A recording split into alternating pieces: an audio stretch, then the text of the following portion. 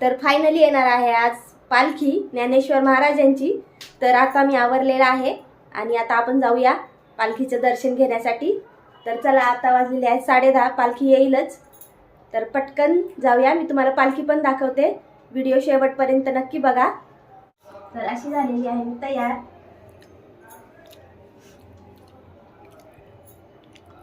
तर इथं श्रवण पण तयार झालेला आहे। तर चला आता आपण जाऊया। तर हे बघा, एवढे घर सोडून, रूम सोडून आमचे मिस्टर गॅलरीत तयार होत आहेत बघा। तर चला आता आपण जाऊया। इथे झालेले आहेत दोघं जण तयार। तर चला आता दादा। तर आमच्या घरापासून आहे ना आम्हाला 2च मिनिटाच्या अंतरावर जे आहे पालखीचं दर्शन होतं। आणि ना इथे बाहेर बघा खूप सारे स्टॉल लागलेले होते, पर्सचे होते, खेळणी, कानातले, बांगड्या, भरपूर काही होतं शॉपिंग करण्यासाठी। मी पाहिलं होतं पण मला एवढं काही आवडलं नाही, त्याच्यामुळे मी काही घेतलं नाही यावेळेस।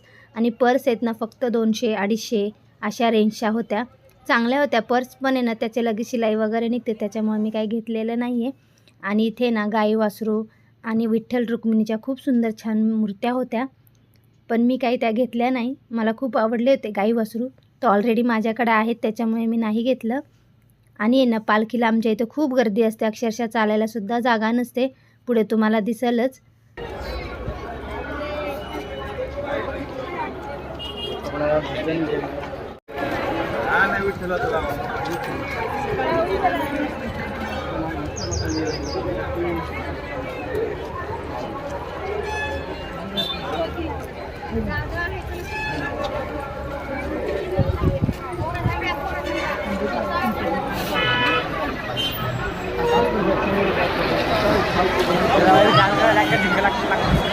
थोड़ा पाऊस पडायला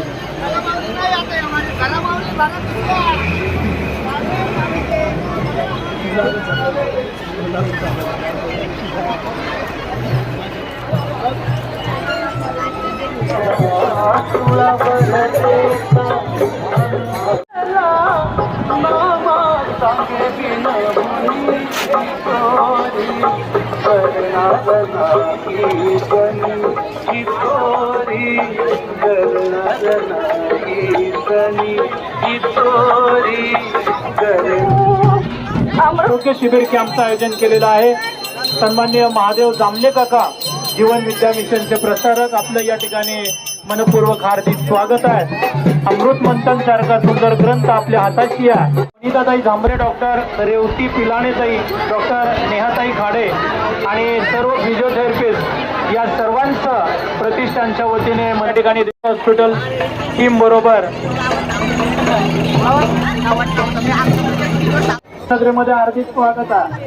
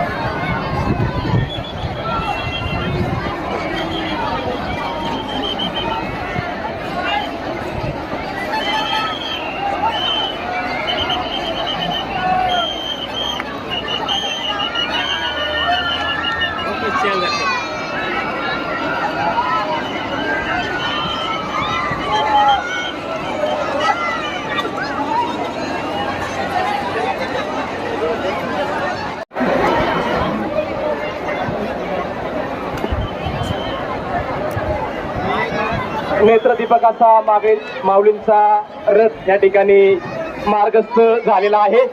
भाविक भक्तांना नम्रतेची विनंती, कसल्याही प्रकारचा गोंधळ गडबड होणार नाही याची खबरदारी।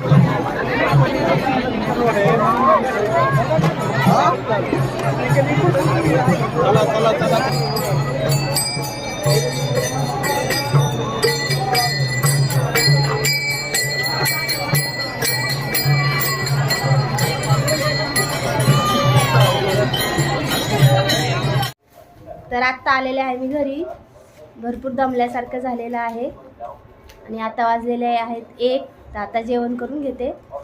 जाताना तर खूप छान उत्साह होता आणि आता आल्यावर खूप दमल्यासारखं झालेलं आहे. तर बाय बाय.